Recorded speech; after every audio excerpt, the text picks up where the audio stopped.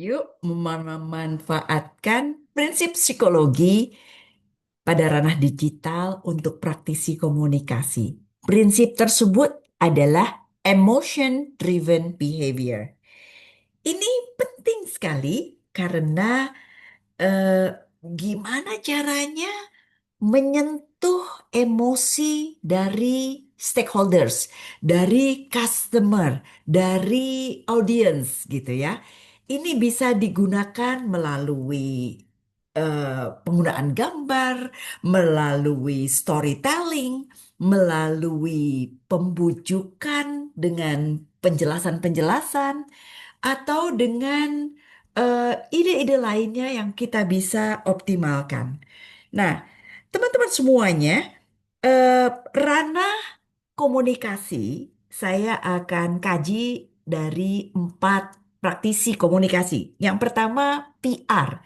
Gimana PR bisa manfaatin eh, menyentuh emosi dari stakeholdersnya gitu ya, untuk membangun sentimen positif atau meredam kemarahan publik. Misalnya sebagai seorang PR, gimana caranya emosi yang disasar itu menimbulkan empati dan kepercayaan, misalnya begitu.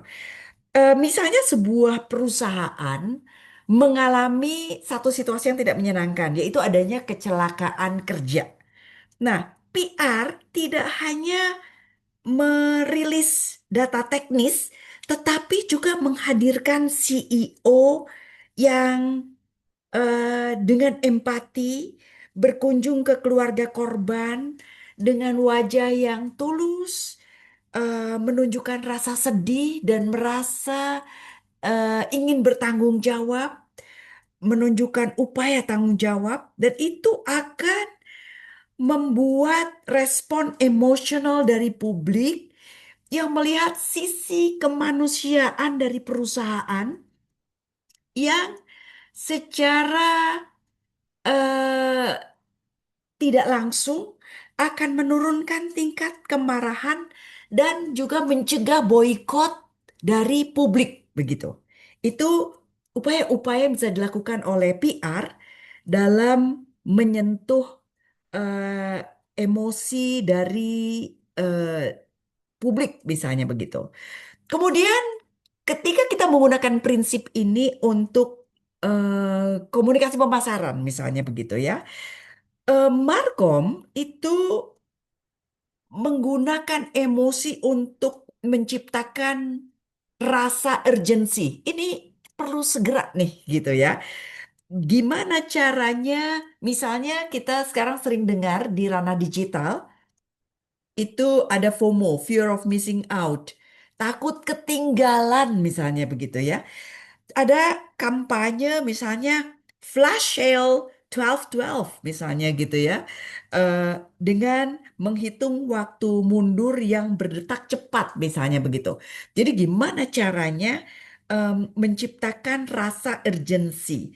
Calon pembeli merasa cemas kehilangan kesempatan harga murah, dan kecemasan ini mendorong perilaku yang instan untuk langsung check out tanpa pikir panjang, apa benar-benar nggak dibutuhkan nih produk nih gitu. Jadi marketing communication memanfaatkan emotional atau emotion driven behavior untuk upaya menciptakan urgensi di ranah eh, pemasaran. Kemudian bagaimana kita memanfaatkan prinsip ini, prinsip emotion driven behavior pada periklanan misalnya. Iklan yang paling efektif adalah yang bisa menyentuh aspirasi atau rasa tidak aman, insecurity dari audiens. Emosi yang disasar adalah kebanggaan, pride, atau rasa memiliki.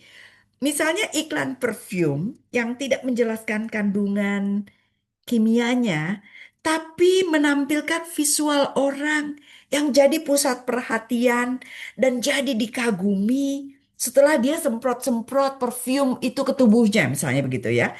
Jadi audiens membeli produk karena secara emosi ingin merasa berkuasa, atau menarik seperti di iklan. Bukan karena analisa dari kimia bau dari perfume tersebut begitu. Kemudian bagaimana kita memanfaatkan prinsip psikologi emotion driven behavior pada penyiar, broadcaster misalnya gitu ya.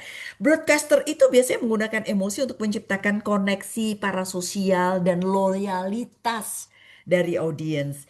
Emosi yang disasar adalah rasa gembira, rasa terhubung. Seorang penyiar radio atau YouTuber yang menceritakan kegagalan pribadinya yang memalukan dengan cara yang seru misalnya, dengan cara yang jenaka misalnya begitu ya.